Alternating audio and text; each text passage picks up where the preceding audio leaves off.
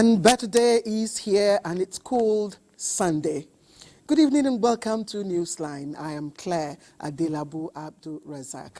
Our package tonight will offer you an opportunity to pause the button on the chaos and tragedies of the past week, recharge your energy for a positive week ahead. And on our lineup tonight will include strange but true stories, incredulous stories that can only be fictional or watched in Nollywood movies, yet they are real life events. Abandoned to die a painful death, her mother, unidentified, was nowhere to be found on baby Grace's discovery day. She was buried alive. Also, on a very pleasant note, a new leaf opens for Tanya Ijoma Opala, former US-based lawn tennis champion who was captured in a viral video wandering the streets of Oka in Anambra State. And when someone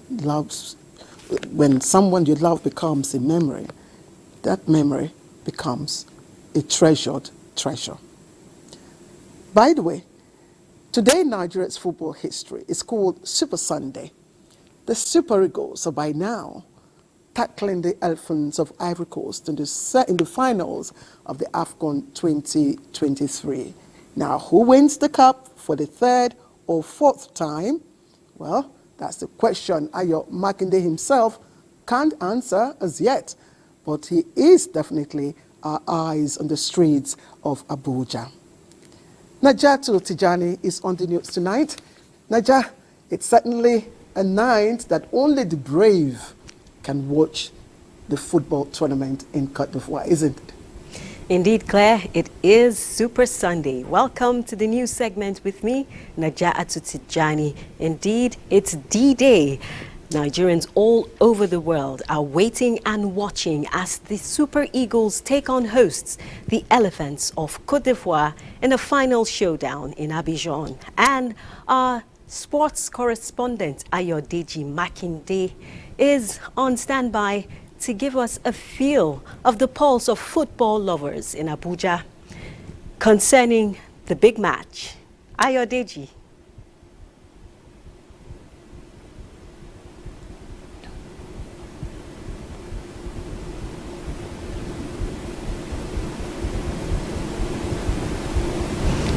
Ayodeji.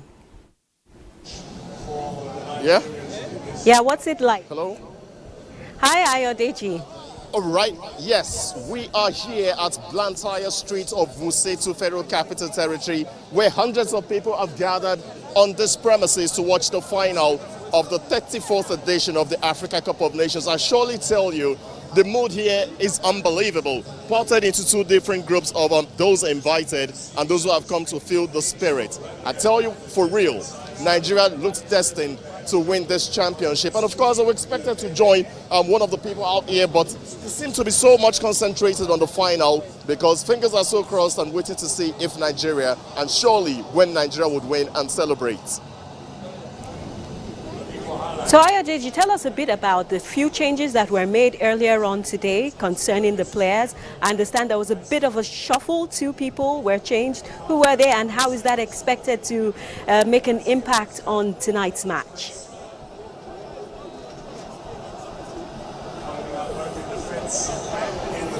Go ahead. Yeah. Yeah, go ahead. Tell us a bit more about the shuffle that was made today and how that is expected to make an impact on tonight's match. Well, from what we can gather here, some of the top shots are still coming in to feel the vibe, to feel the pulse of most of the followers of the Super Eagles of Nigeria. And Dayo Israel is the National Youth Leader of the All Progressives Congress. Please, you're welcome live to the news on the NTA. Now we'll see many more people still coming in. Surely Nigeria has to win, and what would this bring to the mood of so many Nigerians? This is the most unifying thing that has happened to us as a nation in the last God knows how long, and this shows the power of sport, and that's why the APC as a party has latched on to this as part of our CATS project. CATS means Community Action Through Sport, to see how we can also use sport as a tool for youth development. And that's what we're doing here, to bring hundreds of Nigerians to come to our party secretariat to run the first major viewing center in this AFCON co-program in Abuja. We have leaders of the party here, Deputy National Chairman, we have the National Secretary, we have other stakeholders of the party who are here, and we have a lot of young people of our party who are also here, because we're all united. Either we're Yoruba or Hausa or Igbo, all we want to see is Nigeria win. The victory is not going to be a victory for the Yoruba people or the Shekiris or the Hausa or the Kanuris. It's going to be a victory for the people of the Federal Republic of Nigeria. Thank you so much, Dayo Israel. Well, the message is very clear. It's just all about Nigeria at the moment. We cannot wait for the full 90 minutes or the charge of the 120 minutes or the lottery of penalty kicks for Nigeria to win, and then the celebration begins. It's back to you in the studio. Thank you, Ayodeji. You didn't get my earlier question, and we'll be joining you later, though, so that we can get more about that. We can feel the pulse of the people and then, of course, get updates and tidbits. Thank you, Ayodeji. Meanwhile, the news continues. We will be going on. We hope to join the State House live to see the president, of course, watch the match. There will be highlights from the State House.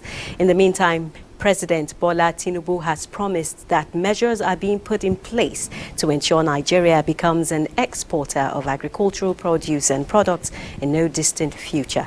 The president said this when he received the leadership of the global Tijaniya movement led by Khalifa Sheikh Mohammed Niasse at the State House. The measures, he said, when finalized, will encourage farmers to have soft loans, farm implements and irrigation facilities, which will in turn ensure food security with all year-round farming in the country.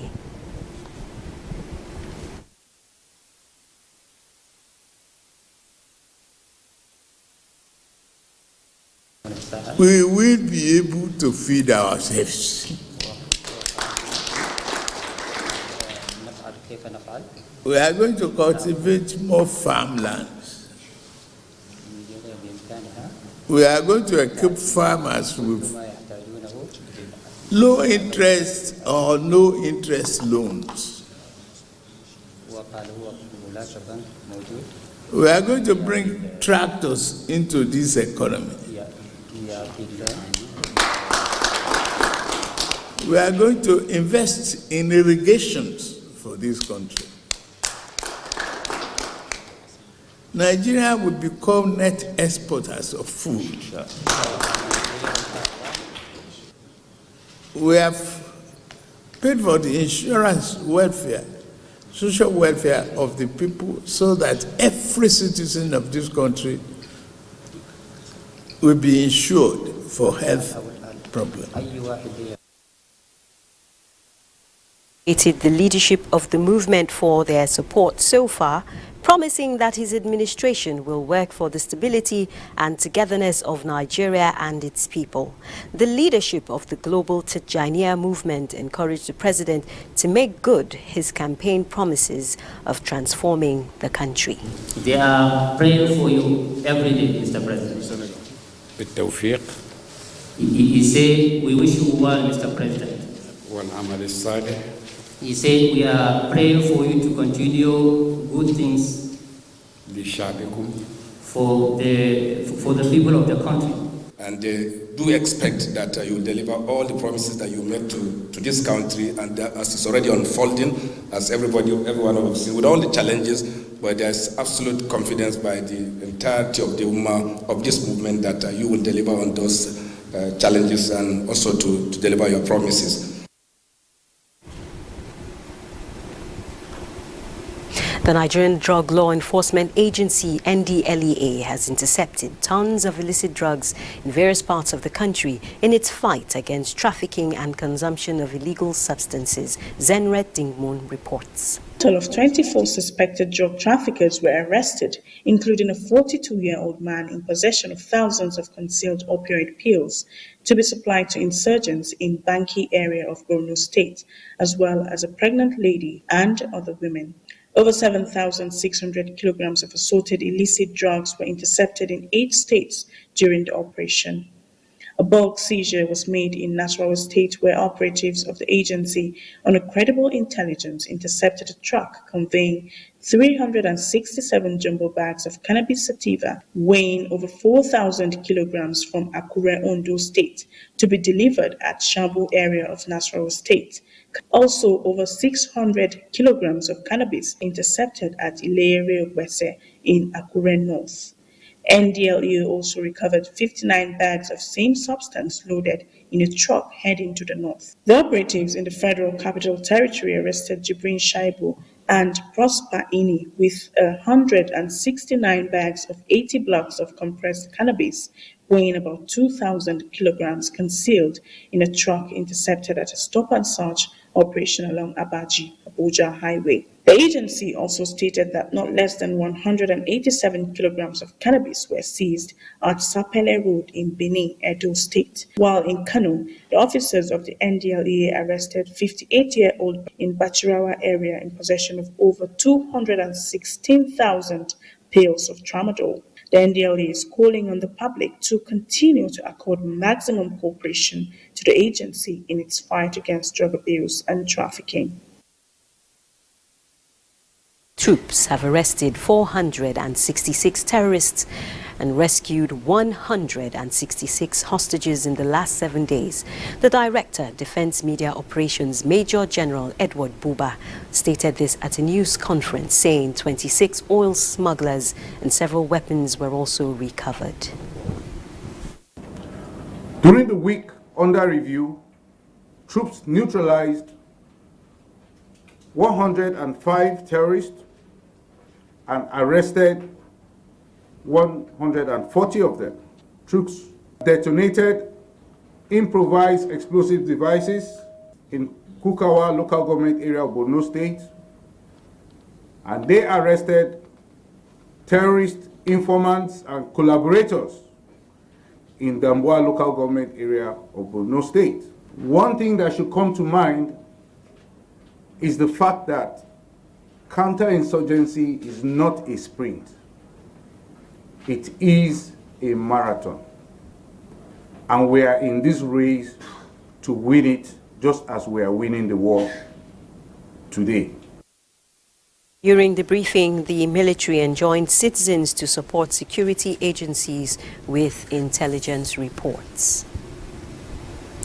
President Bola Ahmed Tinubu has condoled with the families of Nigerian business leaders Herbert Wigwe, top banker and entrepreneur, and Abimbola Ogunbanjo, former group chairman of the Nigerian Exchange Group, who died along with other members of families. President Tinubu describes the passing of these exceptional Nigerian businessmen as an overwhelming tragedy which is shocking beyond comprehension. The president prays for the peaceful repose of the departed souls. Similarly, President of the Senate, Godswill Akpabio, mourns the sudden demise of the Chief Executive Officer of Access Holdings, Herbert Wigwe, his wife and son, in a helicopter crash in California, USA. In a condolence message, Akpabio describes the death of Wigwe as a big loss, not only to the Nigerian banking and finance industry, where he held sway, but also to the country as a whole. The Senate President prays for the repose of the souls of the deceased. In the same vein, Speaker of the House of Representatives Tajuddin Abbas has expressed sorrow over the death of the Group Executive Officer of Access Bank PLC, Herbert Wigwe, and others in a helicopter crash in the United States of America. The Speaker says Wigwe has left a huge vacuum in the banking sector and the corporate world by extension, urging the corporate organizations which he championed and served most of his life to sustain his legacy. Speaker Abbas says, prays God to console the bereaved families and grant them the fortitude to bear the loss.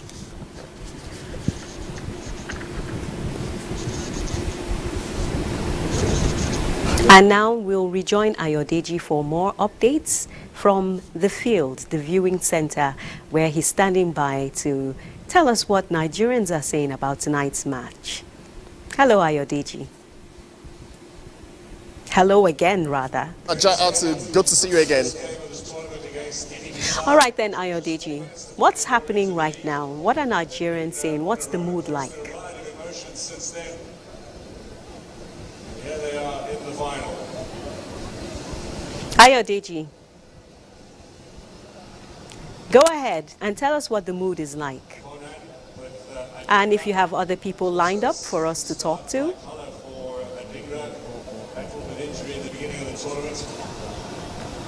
Hello. All right. right. Yes, I was just trying to establish contact with Nigeria the other time because of the incredible noise here that we're having. I surely tell you, most people that I spoke with before the match started, they're trying to just take it easy, having at the back of their minds some of the outcomes, unfavorable outcomes that were had that resulted into death when Nigeria played against South Africa. But for most people also here, they want to enjoy this moment because, hey, the last time we had this feeling was 11 years ago in South Africa when Nigeria beat Burkina Faso to win the 3rd Africa Cup of Nations title. The atmosphere looks cool, like you can see. But surely the feeling, if you're here, is completely different from watching it on the TV. But I surely tell you that most people here are rooting for Nigeria. They're taking it easy, and I assure you, they can just wait for the celebration to start in Nigeria too. Thank you, Ayodeji. We'll be joining a cardiologist now that you mentioned taking things easy. And he'll be telling us much about this because the last match of the Nigerian Super Eagles with Bafana of South Africa came with a lot of tension and anxiety, especially with football lovers. And now that this match between Nigeria and Cote d'Ivoire is ongoing, Nigerians are hopeful that the trophy will come home to Nigeria, but at what cost to their health? With me in the studio to talk on this aspect of managing tension is cardiologist Dr. Achilihu Onye. Thank you for joining us, Doctor. And now, what's your advice on issues like this in terms of especially those with heart issues? Thank you very much. And wishes that a great number of people have lost their lives watching these matches. Many people have succumbed to what we call sudden death, sudden cardiac death, while they are enjoying themselves in the field of play. Let me get the terms clear so that viewers will understand what the issues are. Sudden cardiac death means death that's not due to trauma that occurs from a cardiac cause within 1 hour, less than 1 hour of presentation. That's different from somebody being hit by an object or getting involved in an accident. So I want you people to understand that watching a football game is a highly charged situation. It's a highly emotional environment. It's a hyperadrenergic state, meaning that there's a lot of adrenaline flowing. So people who watch this kind of matches, we need to know their background health. We need to know their medical history. We need to know what their comorbidities are, meaning what are their cardiac risks. Do they have issues that elevate the risk of having cardiac problems, such as diabetes, high blood pressure? Do they smoke? Do they have a family history?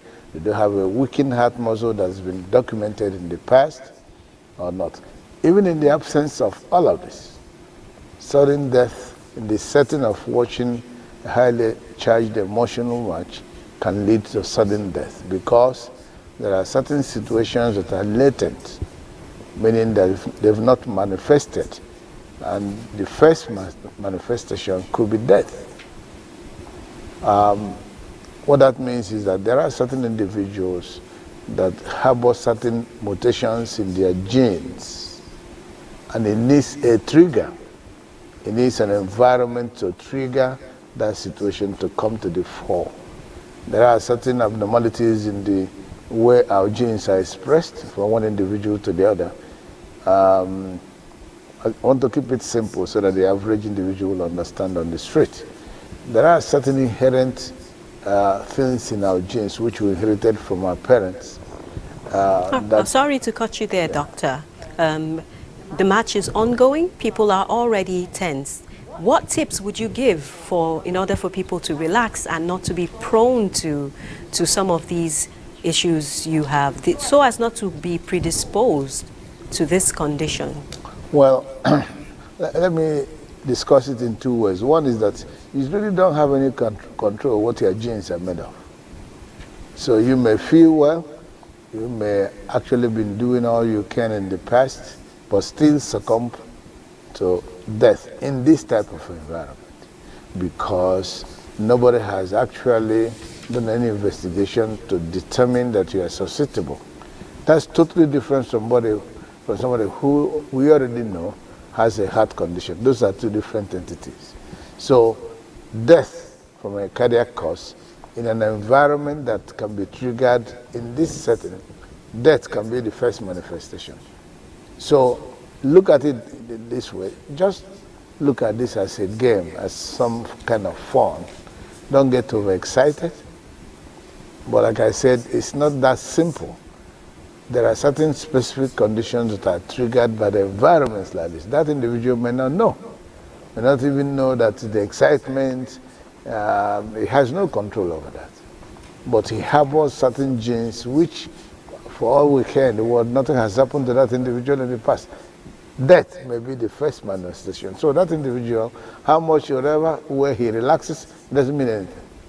That's different from somebody who has had a documented cardiac problem. He has had a heart attack. So general advice for heart health, just very briefly. General advice is that if you know you have a documented heart condition, you may stay away from a highly charged environment like this. If somebody in your family has had sudden death or has passed out unknowingly in the past, whether they recovered or not, you also are at risk in an environment like this. If you use illegal substances, performance-enhancing medications, even prescription medications, there are some of them that can trigger an event that can lead to death in an environment like this. You need to probably take it easy, relax, and don't get so emotionally charged. Thank you very much, Doctor. I've been speaking with cardiologist Dr. Onye Achilihu on taking things easy and relaxing. So doctor's orders there, stay relaxed, don't stay in an environment that is highly charged, and keep calm at all times. We'll take a break now and rejoin Claire afterwards. All right, welcome back. And on doctor's orders, please stay away from charged atmosphere tonight, especially if you are in Côte d'Ivoire. And for those of us watching, Newsline provides a better alternative. So let's begin on a very beautiful note. And that beautiful note starts with a new life for Tanya Ijoma Okbala, who was former US-based lawn tennis champion, and she was captured in a viral video wandering the streets of Oka in Anambra State sometime last week. Now, Tanya is currently undergoing rehabilitation process, and that's courtesy of the Anambra State government. Chinyere Fesio Okoye has the update for us. So what are you having? Well, right here, I have a packet full of money. And this lifetime? Yes, I take cigarettes for 30-something years at this one. Okay. This is all money. I've been on this business for the past 15 years. I know. She has been roaming about in the street. Oh, and that's as you saw, even she looked better already. Before she was like a dead person, nobody was talking to her. She was very violent. Having spent so much money on Tanya, who he said began to misbehave since 2006 while in the United States, the 75-year-old father, Joel Mokwe Obala, said the rescue and the intervention of the Anambra State government in his daughter's case to him is a prayer answered, as he has almost lost hope before now, having exhausted all options within his reach to make his daughter better. I'm very grateful to you, very good. I saw you in the picture with her. I said, God. Architect Joel, whose joy knew no bounds, was at the office of the Anambra State Commissioner for Women Affairs and Social Welfare, Ife Obinabo, with Tanya's 6-year-old daughter to express his appreciation. And from there, a visit to the rehabilitation center. Tanya, who is currently under rehabilitation processes, is responding to treatment. How are you doing? You've been sleeping, right? Yes, I was not feeling very sleepy because of the medicine. The medicine? It's okay. That's your apple. Thank you so much. While the ex-lawn tennis champion's rehabilitation process continues, expectations are that her bitter experiences will be a lesson to all, especially the youth. You stand the chances of losing everything you've both academically and all that. People won't want to associate with you. Look at the way she was crying that they were calling her Onyala and all that mad person. That even to the extent that she wanted to buy apple, that she loves taking apple, but she couldn't because they didn't want to sell to her. They saw her as a mad person. So don't kill yourself for nothing. It's just no reason, absolutely no reason. One should start taking substance, playing with substance. Drug addiction is an ill wind which blows no one any good. General Fesioke there with that, of course, very heartwarming story about Tanya's rehabilitation, and we want to say a very big thank you to the Anambra State government, especially Ife Obinabo. And let's move on to the 8th of January 2024, this time in Ekeadolo community in Benin City, where a chilling discovery left the people living in that locality in a rude shock. Now, it is the story of Grace, a baby so named because of the circumstances surrounding her birth. Instead of enjoying the warmth of her mother's embrace, Grace was buried alive at her first breath by her own mother. Now, she was put in the ground, abandoned to die a very painful death by her mother. Now, her mother was nowhere to be found on baby Grace's discovery. And our correspondent, Aonli Okolo, brings us this heart-wrenching story. 9-year-old Kindness Chukwuem, who went to fetch firewood in a bush beside their church for her mother, who was in the market. While in search of firewood, she saw a pregnant woman in labor beside the uncompleted building of their church. I saw a woman naked, lying down, and I ran to go and call my mom. When the news crew visited, faint traces of dried blood could still be seen. When I got here, I was surprised, see blood on the floor. But when I looked the sand, gathered the sand was breathing. I went to my pastorium. I just see my pastor. And I called one woman that is opposite. She come and look. 30 years now, the baby was lied down. Will not be shouting. Then I'll be using hand to remove sand from the baby. And I remove my wrapper from my waist to cover the baby first. On finding the new baby, Happiness's mother sought the help of her brother, who happened to be the head of Operations Edo State Security Network, Bernard. Bernard also christened the baby God's Grace. I got a call from my commander at about 11 a.m. in the morning that I should come close to the court, behind the court, that the baby was buried there. That the mother gave birth to her here, the mother now buried her in that place. So I now quickly took the baby from the man down to Ekeadolo Center. It was rejected. So I quickly ran down to Ekeadolo Divisional Headquarters. Upon arrival at the University of Benin Teaching Hospital, the story is one of that brings hope, to all of us. But because of the deep cyanosis, that means the lack of oxygen in the baby, which was causing the deeply blue skin that was seen. The baby was rushed here for expert neonatal services. On January 19, 2024, after 2 weeks of expert neonatal care, baby Grace was discharged from the hospital. We received the child. The child was somehow cold and bluish in color. First thing we did was to clean up the baby. We gave oxygen to the baby and we kept the baby warm. We then drawn the attention of the doctor who commenced treatment immediately. The child was a 2.2 kg thereabouts. By the second day on admission, the child had sneezed up some amount of mucus that had lots of sand in it. The swift intervention, I can say for sure that that child may have been dead by now. So perhaps the grace of God, like they say, has located the child. The hospital, through its medical, social services, legal unit and public relations and protocol unit, orchestrated a seamless transition. We collectively hand over the baby to the Ministry of Social Development and Gender Issues, and the police was there in attendance. And we made them to sign, usually they sign some document for us which we keep. As we speak today, the baby is alive.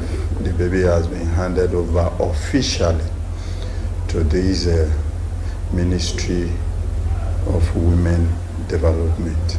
This story encapsulates the indomitable spirit of resilience and the compelling power of collective compassion. Some stories are so incredulous, so bizarre and hard to believe. But sometimes we wonder where such stories emerge from and where in the world did the humans who perpetrate such evil actions come from. Now recently the story broke of a 20-year-old woman, Lubabatu Yusuf from Bauchi State, who alleged she was sexually assaulted by a senior immigration officer in the pretense of helping to make her husband rich and regain his lost properties. Now, the worst part of this unfortunate story is that the alleged rape incident was said to have been committed in front of the woman's husband and her teen children. Mariamu Bala has been following the story for us.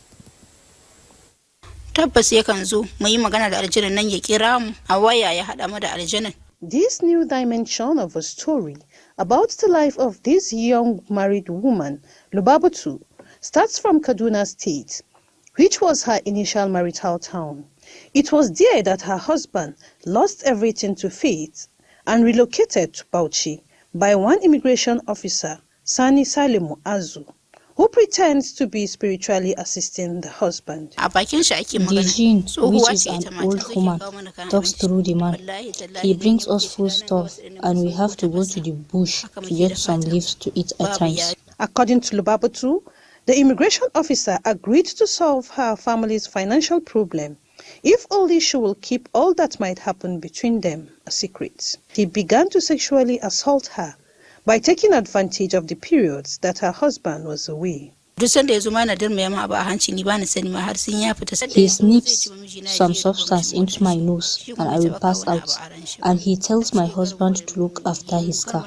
Then he will take advantage of me. He told us not to tell anyone or he will kill us. It was in December last year that Lubabatu's husband, Samaila Yusuf, caught his spiritual guide, Sani, beating and assaulting his wife, a situation that forced him to report the matter to police. In a police press release, the accused person denied all the allegations leveled against him. An investigation has so far been unable to corroborate the facts, but subject to further evidences that might be identified. So I asked her, like, how many times had you done that? She said almost 20 times. And they took the matter to the police station. The immigration officer was arrested. This is a rape of a married woman in the presence of her child, and this child is testifying to this thing. If there's an issue like that, it has not been reported at the commission here. The commission will take it up. Because rape is a human rights violation, it's an abuse of human rights. The information gotten by NTA off camera from the Bauchi Immigration Office has revealed that no complaint of such is reported officially to the office. Though Violence Against Persons Prohibition Act has been domesticated in Bauchi State, it is the desire of Lubabatu that justice will take its course as the only process that will heal her trauma.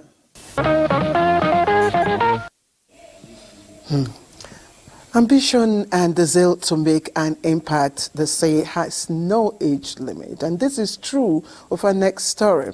It reflects the ambition and target of a 64-year-old man who is, as we said, a very good example. He has taken up the challenge to manufacture hair dye, and that's despite the fact that the Nigerian market has been saturated with foreign hair dye products. And to get it right, this resilient Nigerian has been treading this path for the past 11 years now. And Diana Ajali has the story for us. Upon arrival at the federal government-owned premises for Small and Medium Enterprises Development Agency of Nigeria, located at popular Ibishi town in Ikorodu, Lagos, the NTA news crew was warmly received. Without much ado, Abraham Atalo took the crew on a tour of his mini factory within the premises to see some of his handwork, mostly hair dyes and skincare products. Abraham said he has been striving alone for many years without actualizing his dream of becoming the first Nigerian manufacturer of quality hair products that can compete in the global markets, while creating job opportunity for the teeming Nigerian youths, as well as contributing his quota to the nation's GDP. I told myself that actually I can, what Olibo can do or hair, I can do it. I have the passion in me. So which I have started, it took me precisely 11 years to develop this black dye now, which is #1 in Nigeria and Africa so far. And 2, the colored one, which it took me 5 years to develop, which I completed around December 2023. Abraham spoke on his major challenge. 4 years ago, I made the report down to NAFDA, from NAFDA down to Ministry of Trade and Investment. We finally had now the SMIDA. SMIDA, they promised me that they are going to take responsibility by helping me to secure a loan in their banks or so. So they moved me down to their offices, which their factory at Ikorodu in Lagos, where presently I'm working now. But the promises were yet to be fulfilled. Now, are these products registered with NAFDAC? Number is good. I don't have the money. Although, before now, hair dye was basically used by old people with grey hair, particularly black dye to darken the hair and giving a more younger look. That has become a thing of the past, as dyeing of hair with different colors has become a fashion trend for both young and old, depending on the user's choice. But the question is, are Nigerians ready to patronize locally made products of such? Okay, I'll say quality fine. I go for my country. I will prefer Nigeria made. Abraham added that it is time to encourage manufacturers to do more in producing dye from locally sourced materials. Age, indeed, it's only in numbers. You can achieve whatever you want to, despite your age, once you put your mind to it. All right, let's change gear now. And Fishing Festival is not just a way of life for the people of Kebbi State. It's also a way to preserve their culture and conserve nature.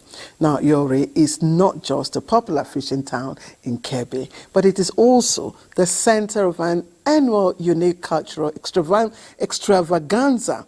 Now, if you didn't have the pleasure of attending this year's Yori Regatta and Cultural Festival, our correspondent Abdul Jalil Mohammed Bawa reports that it was an opportunity to show off the rich cultural heritage of the people while they relived their history.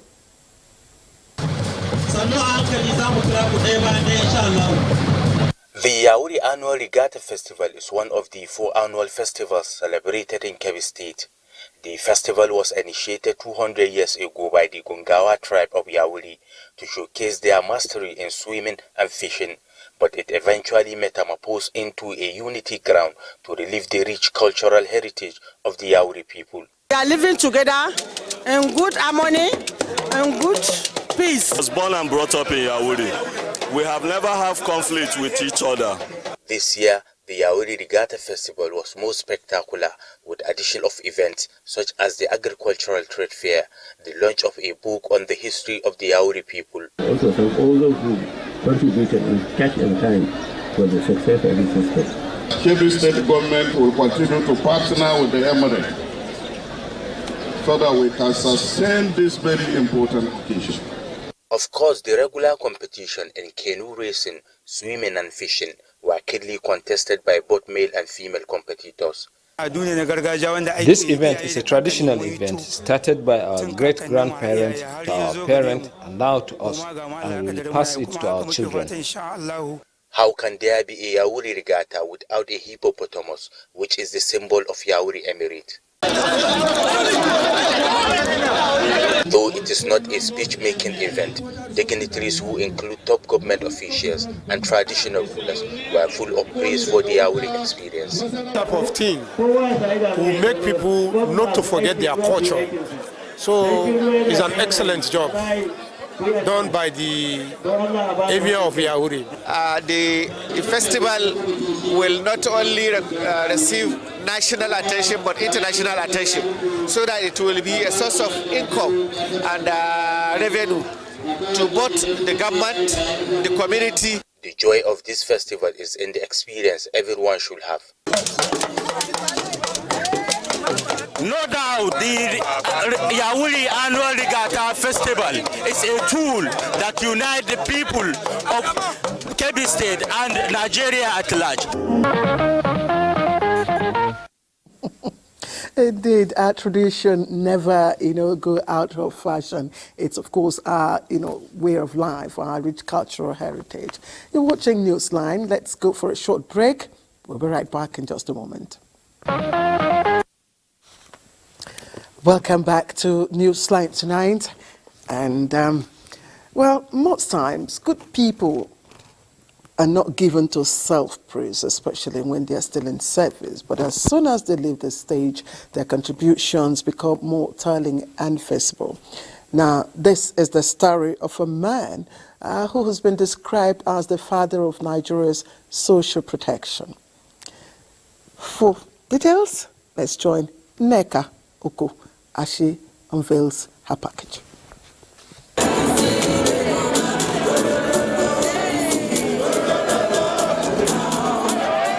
The man in the spotlight is none other than Professor Folusho Okunmadewa, the immediate past task team leader of Nigeria COVID-19 Action Recovery and Economic Stimulus (NGCAS) and former staff of the World Bank.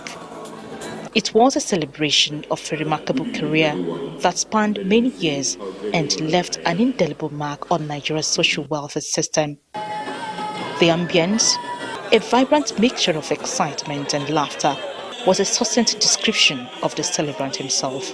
This is somebody who the World Bank has paid over the past 30 years to work for Nigeria. It's a unique opportunity, and he has made the best use of this opportunity by impacting on the lives of millions of Nigerians. It's been a long journey, and it's not complete yet. In fact, just another phase is beginning now, but Prof has been there right from the beginning.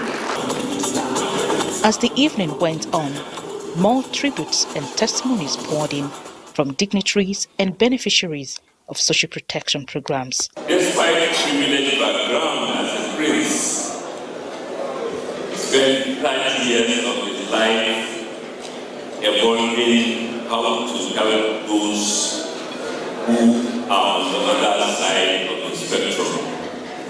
And he did very well. Pro is a mentor, Pro is a leader, Pro is a teacher. And I'm one of the beneficiary of his mentorship. He has built the larger-than-life reputation of honesty, hard work, discipline, and forthrightness. He abhors cutting off corners, and he's a man that will keep you on your toes to make sure that results are achieved. So what I'm wishing him is the best of retirement. Amidst the accolades and words of admiration, the celebrant's mien could not hide the pride he felt at being surrounded by his colleagues, friends and family as the curtain falls on a remarkable sojourn in the public welfare terrain. I thank God that there are records, there are results, there are achievements that I had been able to be part of along with other stakeholders across the whole of Nigeria. So it's a great time for me. And I am so grateful to God. I feel so happy, and I feel, so good because he has achieved a lot, and there are testaments to it tonight. Many present at the event say celebrating Professor Folusho Okunmadewa gives those coming behind a model to follow in public service. He is leaving an enduring legacy that would continue to inspire generations to come.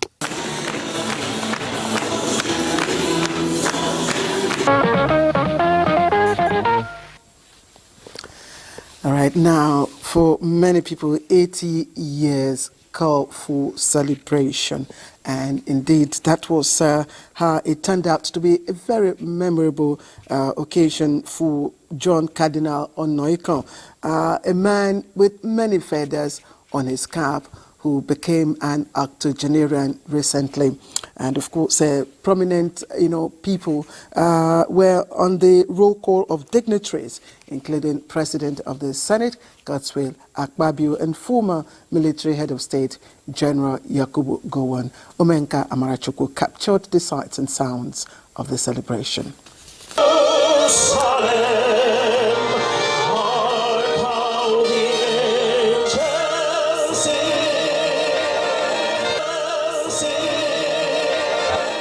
Stands as a shining example of grace and resilience.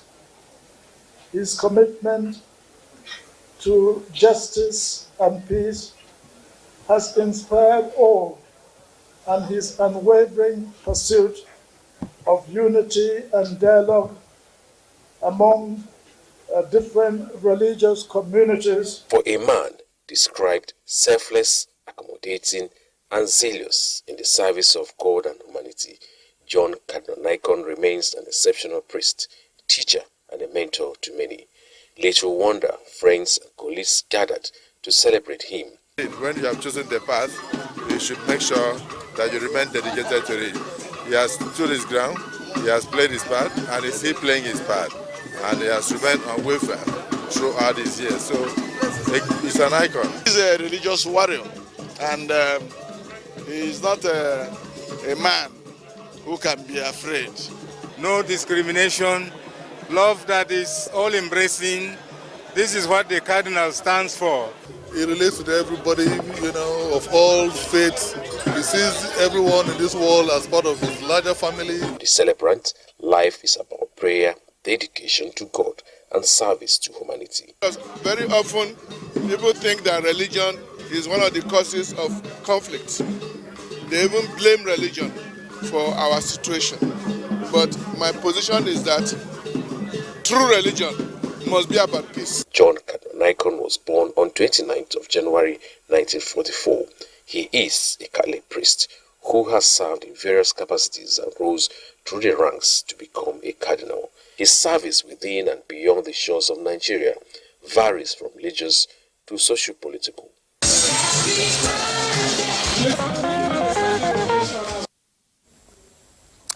Now, life, they say, begins at 40, but there are those who actually start to rock life when they are 80.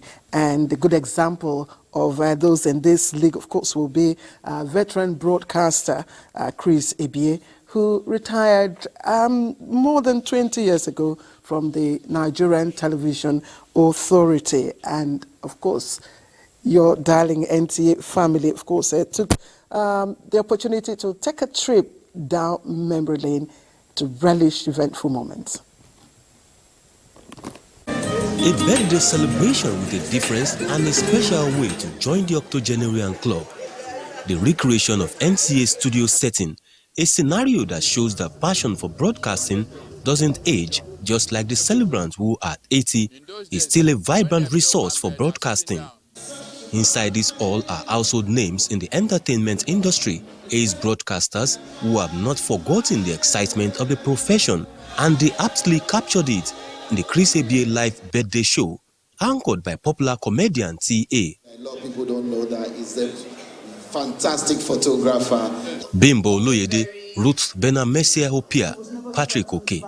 Pioneer DJ of NTA Vincent Maduka shared interesting memories from their A-Day that mirrored the celebrants' unwavering passion and excellence. He belonged to the class of silent workers in the entertainment field. And as they say in the business, you don't have to be mad to work in this business. But it helps if you're a little off your rocker, I could never please Chris. He wasn't mad. I'm not sure whatever off his rocker. He was one of those people with their 2 feet on the ground. He, kind of put everybody online. You had to do what you were supposed to do. There'd be no excuse for slack or failure. His passion for photography is also very legendary, and as you can see from the collection of his works here, he is a man of many parts. Those who could not attend physically sent goodwill messages virtually.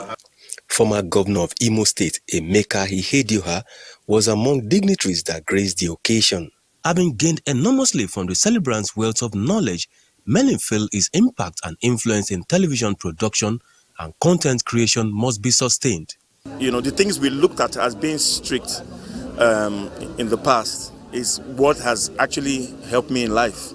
Oh, I wish him many, many more years. If it was possible to live another 80 years, that would have been my prayer for him. I'm grateful for the life he has lived. Musical performances and electrifying dance steps by these Gen Zs and series of old school jams ensure no dull moments.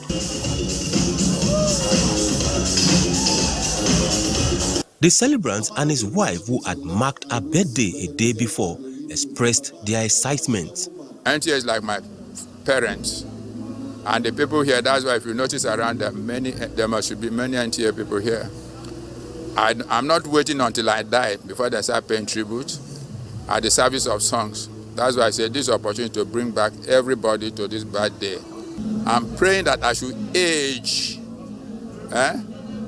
in the aging now, gracefully, with a sound mind, in a healthy body. That's all I'm asking for.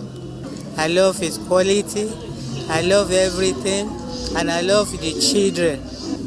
Chris Ebie, I love you. Thank you, man. Thank you. Chris and Elizabeth Ebie, who are both octogenarians, now cut the birthday cake supported by family members and friends.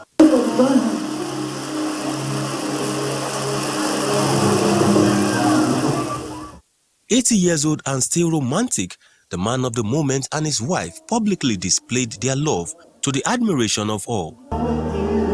Oh shit! Can you make some noise? Okay. Absolutely beautiful to behold. I have my own memories too of Uncle Chris Ebie. Congratulations, sir. All right, it's time to take another break. Oh, I almost forgot.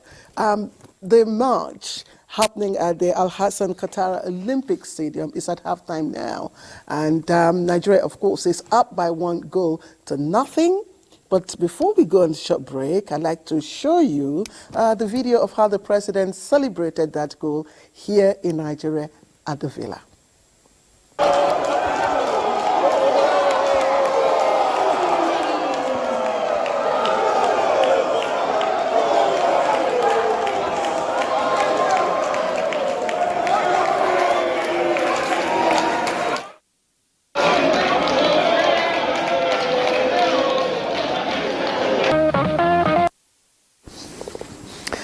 All right, you're watching Newsline on the network service of the NTA. Now, happy marriages begin when couple marry the ones they love, and they blossom when they love the ones they marry. That is what is expected in our next report. A senator representing Jigawa Northwest Senatorial District, Senator Babangida Hussaini, offered his two daughters hands in marriage to their heartthrobs in Kasari. Muhammad Rabiu Ali captured the mood and sounds of the memorable event.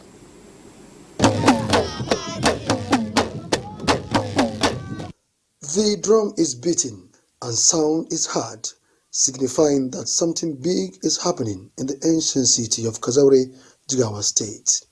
Kazaure was full to brim with well-wishers, friends and family members who came from far and wide to rejoice with the father of two brides, Senator Babangida Hussaini.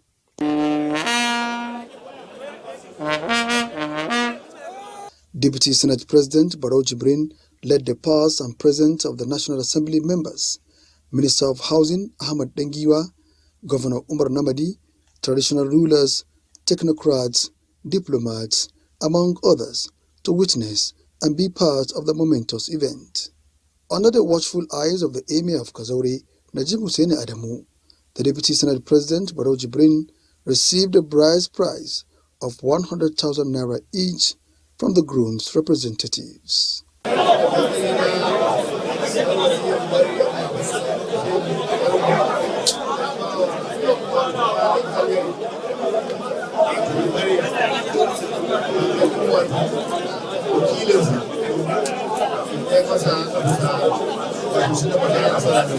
My prayer for them is that they will love one another, they will build one another, they should copy from what their parents were, and the sky will be their limit. The euphoria for the father of the brides, Senator Babangida Hussaini, can only be imagined. As parents, our milestone stops at the day we give out the hand of the daughter in marriage. Going forward, it is a responsibility of the husband and the wife for them to make their own life and to build their own home. I will continue to pray for them and to guide them as occasion demands. We will give them the freedom to decide their own life in line with the tenets of our religion. I'm very grateful. I thank to Almighty Allah for showing me this wonderful day, the day of the wedding of my daughters. The elected couples have this to say. I'm really so happy for this day, and it's a day to be remembered. I don't know how to describe how I feel, but I'm very happy. Alhamdulillah. Today is one of the best of my life. So I want to thank Allah subhanahu wa ta'ala for making this thing possible. I thank God, and I really appreciate my family actually, because nothing will be perfect without them. Kazore has witnessed a lot of big events and societal weddings. These letters will surely join the list going by the feelers from the people who troop to witness the union of their families becoming one.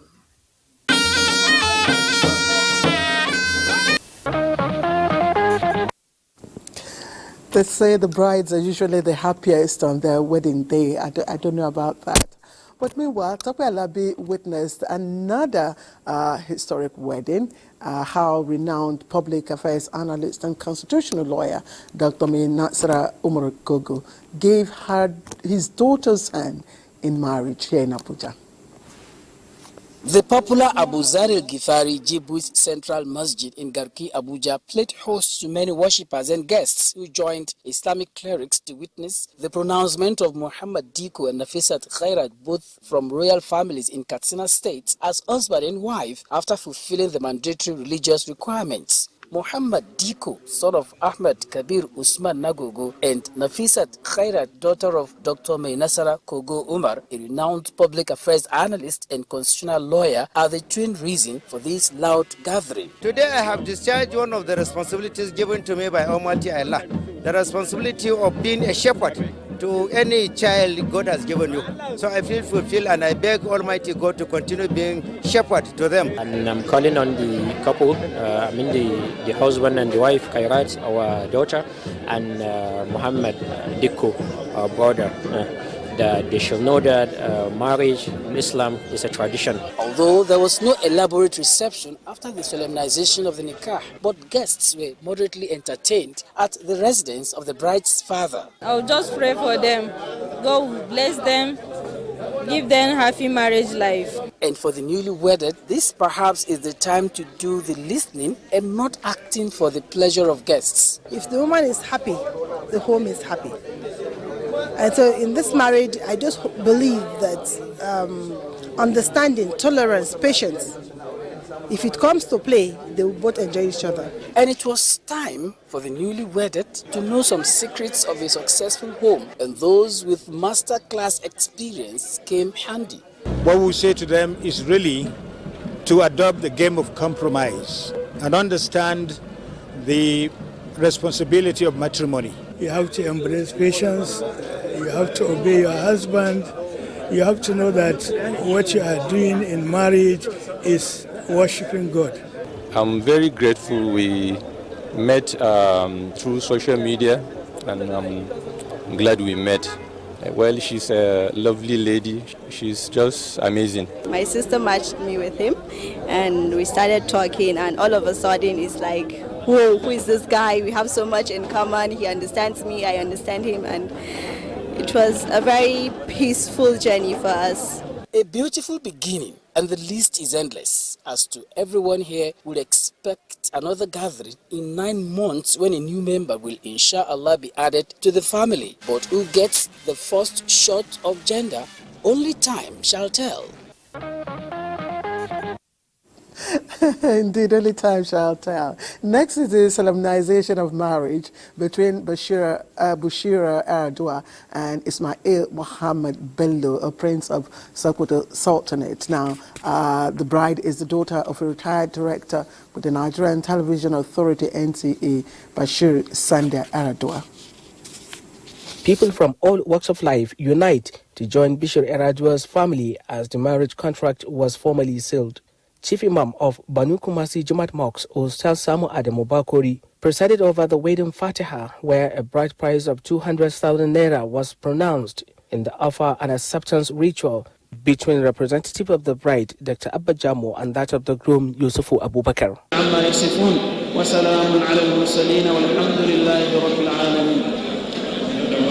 Marriage life is a request tolerance. So I pray they will tolerate each other.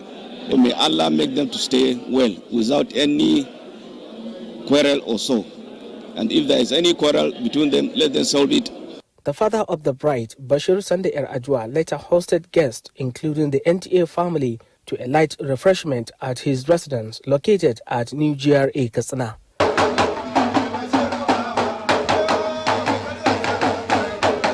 I'm so happy. Say Alhamdulillah, Alhamdulillah, Alhamdulillah. I advise her to be patient, to be respectable, to be humble. She loved me and she respected me and my friend and everybody. So I appreciate her and I know that inshallah we are good to go, inshallah. The way he respects me and he respects his parents, he is special, he is extraordinary.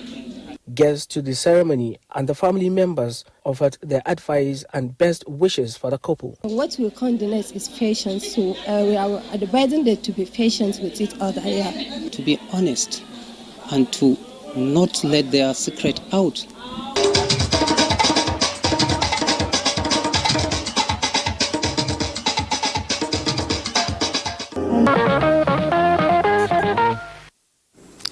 All right, you're watching Newsline. Let's take our last commercial break, and when we come back, we'll bring you the concluding part. Don't go away. All right, welcome back, and thanks for remaining with us. Now, the remains of Dejumo Leos, popularly known as Kabiesi or Loja Foja in the NTA series, the village headmaster, have been privately committed to Mother Earth by his family. Balaji Akim reports that family members, crew of the village headmaster, and other eminent personalities from far and near all gathered to honor the late theatre girl. Just for 1 or 2 hours, because today you have to go to. For so many years, Dejimo Louis played the role of the Oloja of Oja village in Village Headmaster, the longest soap opera on NTA. As a king, his role was to mediate and settle any rifts brought before him by his subjects.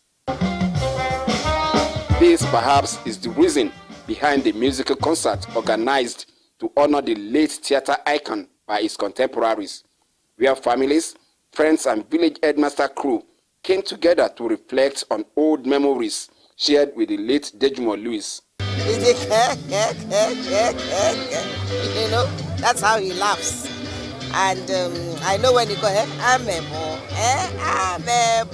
you are here again. If you see an actor that can interpret role, I give him that. Because when he was young, he was already playing the role of a 70 or 80 years old. The burial activities, which began with tribute night, climaxed with a funeral mass at the Holy Cross Cathedral Catholic Church on Lagos Island.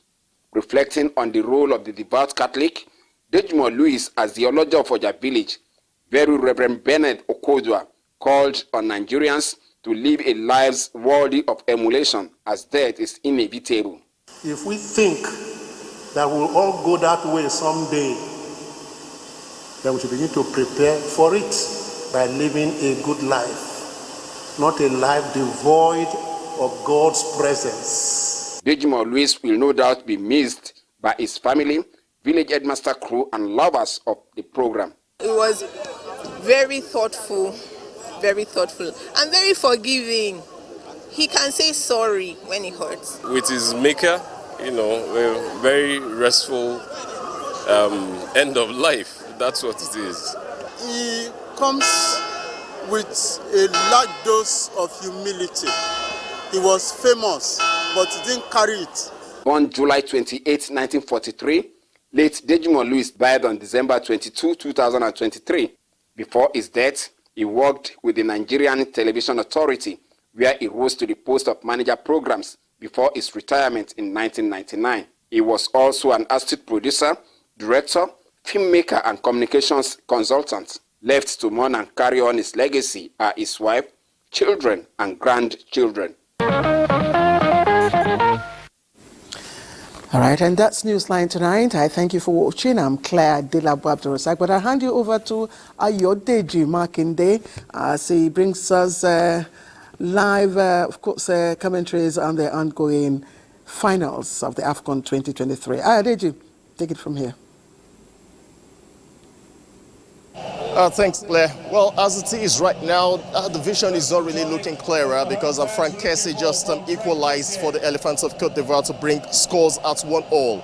I will still have about 20-something minutes to play till the end of the game, and there is still the belief, considering the fact that Nigeria has not conceded only 3 times in 7 games, and they still believe that Nigeria will get a winner before the end of 90 minutes or possibly go all the way, like we did against South Africa, and bring back home the trophy.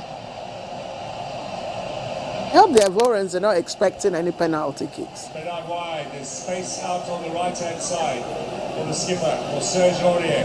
All right, Ayodeji, thank you. I'm sure you didn't hear my last question. Thank you very much, Ayodeji, for the updates now. And that's it from us here, Newsline crew, from all of us. We thank you for watching.